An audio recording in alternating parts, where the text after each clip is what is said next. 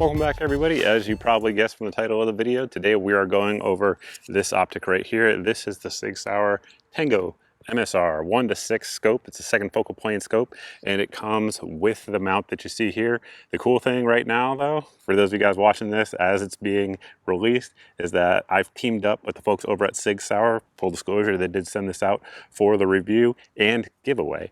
And so I teamed up with them and we are going to be giving this away to one of you. All you need to do if you want to enter is check out the link in the video description, sign up for the giveaway, and then they will handle it from there and let you know who the winners are. But with that, like I said, we're going to be walking you guys through this scope, the details of it, what I think of it overall, and just why right now it's very difficult to find, at least as of when I'm recording this. These have been out for over a year now, but very, very difficult to find in stock. And I think right up front, the reason for that is that they did deliver a lot of value for the money. And why do I think that? Well, let's get into it. Getting into the details of the scope, we'll start here at the rear and work our way forward. I should note that it does come with a scope cap for the rear. I just take it off because they drive me nuts and I just don't use them. So there is that. But we do have our diopter, which is adjustable. So for folks that have never used optics before, new to the game, no worries at all. But what this does is it allows you to adjust the reticle to your eye.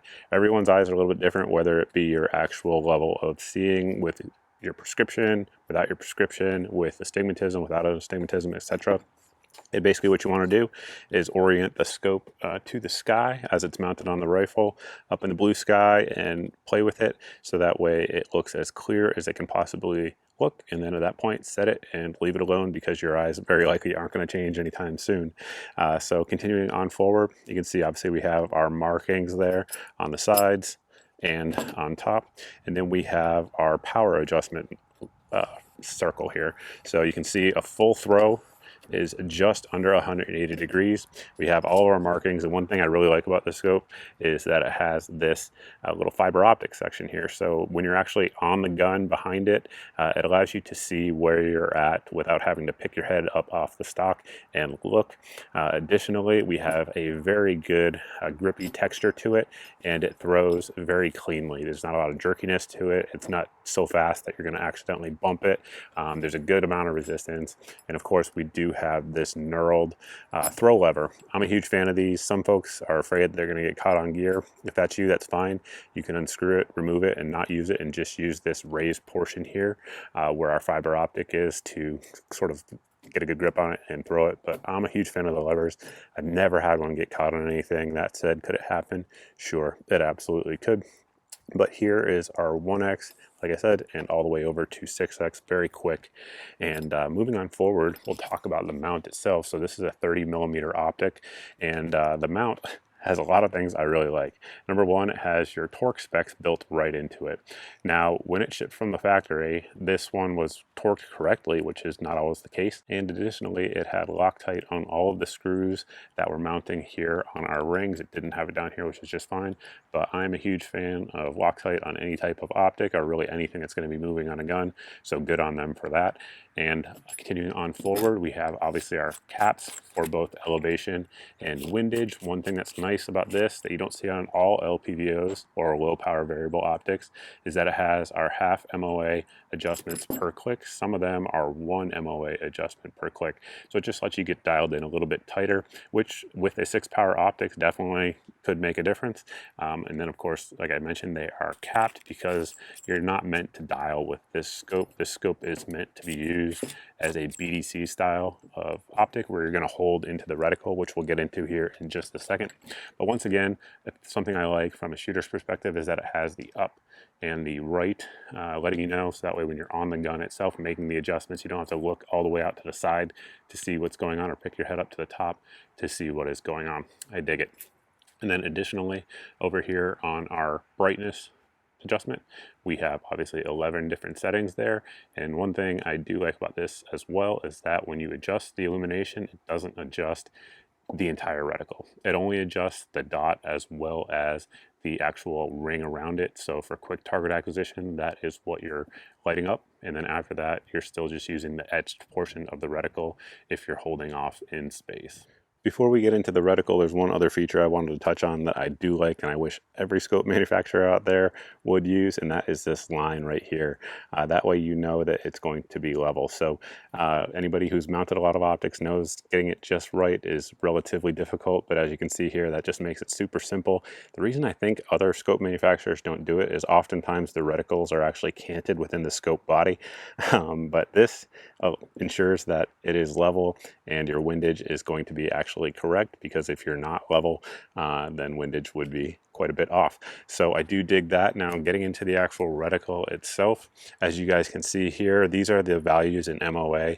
And like I mentioned earlier, you can also see sort of how the only center portion, the ring and the dot, are illuminated. So we'll just talk about the dot first. It's a 1 MOA dot, meaning that at 100 yards, it is an inch wide, and it doesn't bloom or anything when it's illuminated, so that is nice. And then you'll see that outer ring there just kind of helps you get on target quickly when it's in the 1x mode. Then additionally, you'll see those little triangles to the left and the right. Those are going to be leads, so that way if folks are jogging, running, whatever the case may be, something is moving and you're trying to engage it, those are just hold off points that give you a point of reference when you do so. Now continuing on down, you guys can see the bars. Assuming this is obviously like other BDCs out there, traditionally that first bar would be 300 yards, 400 yards, 500 yards, etc., all the way down to 800. However, I was running my data here with a few different Remington loads, and I should mention Remington is a new rifle ammunition sponsor on the channel, which I do appreciate. So I was running it with both the 55 grain that I've been using as well as the 45 grain that I've been using throughout this video, and it really didn't line up correctly. Now, I don't know if this is designed for a 16-inch rifle, but that was what I was using, and you guys can see the data here. I would imagine with a little bit shorter barrel, things would probably line up, or with some heavier grain ammo, but like anything else, you got to make sure that you know your gun and your ammunition that you're actually using. But you'll see there off to the sides as well that you do have the wind holds. So those are 4, 5, and 10 mile-an-hour winds at the various distances that we talked about earlier. And again, assuming it's like other BDC offerings out there, the center lines there should allow you to range something that is either 18 or 19 inches wide.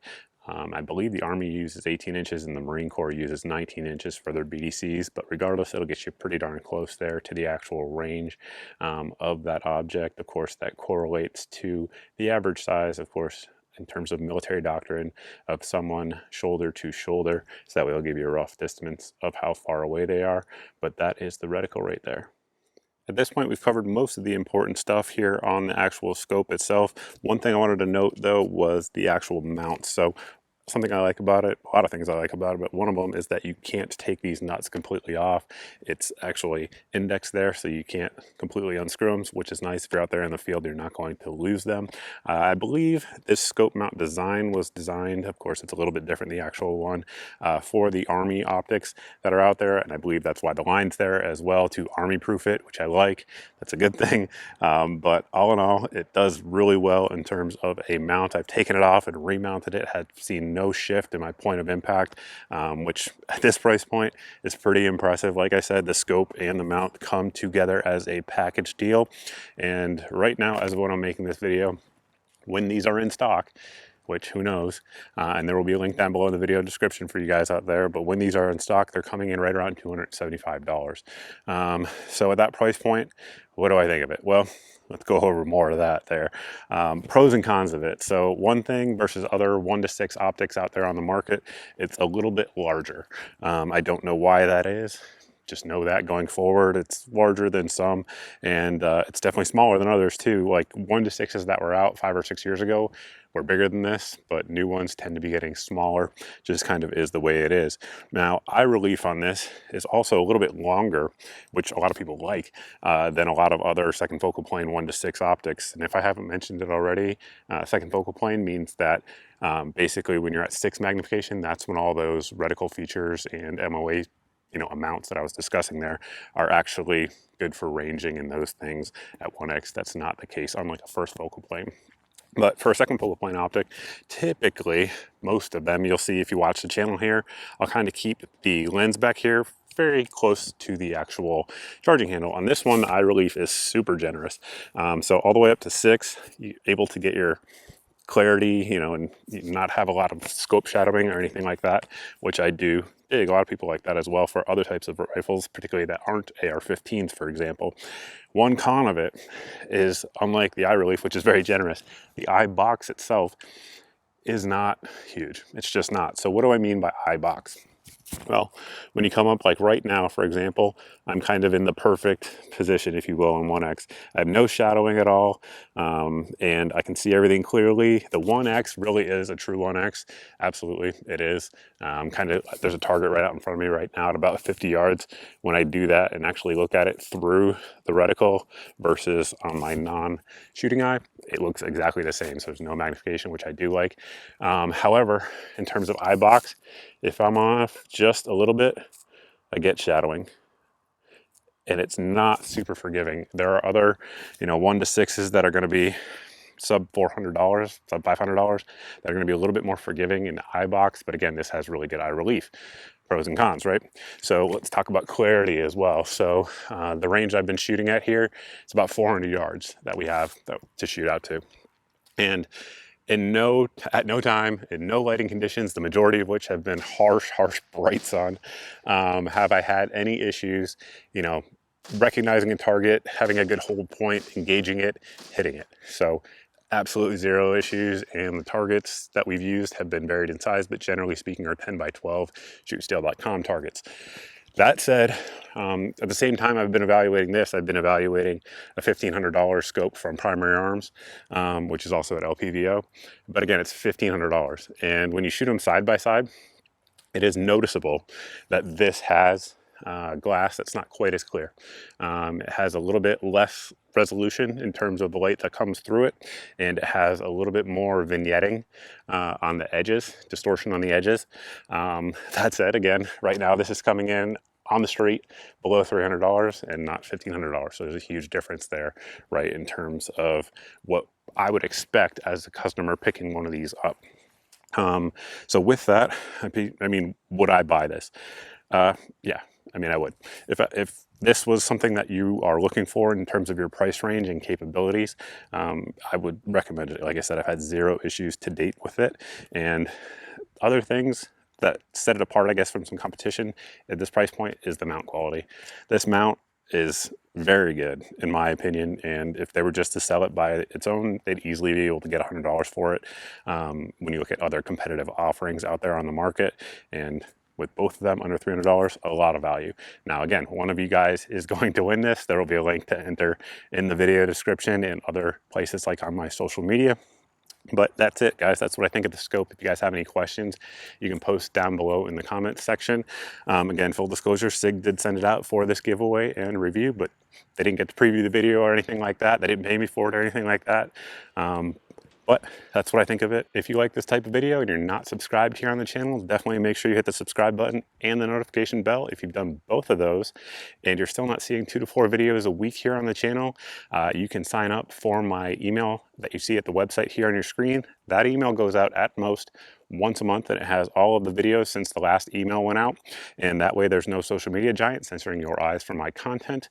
Additionally, we have a daily deals email that you see here on your screen. If this thing comes in stock, goes on sale, anything like that, we will send it out there in that email, and that also pertains to ammunition, guns, optics, silencers, anything like that that is on sale and is a good deal. If I send it out in that email, it is the cheapest that I know of anywhere on the internet for that particular item at that time. So it saves you guys some time and hopefully money as well. And with that, I think we'll close the video out. Should also note that this is a Sig M400 series rifle. If you guys want to see a review of that, let me know. I'm not really planning on doing it, but I might do it if you guys want it. Let me know down below in the comments. And with that, we'll close the video out. Thanks for watching. Thanks for subscribing. And I look forward to seeing all of you in the next video.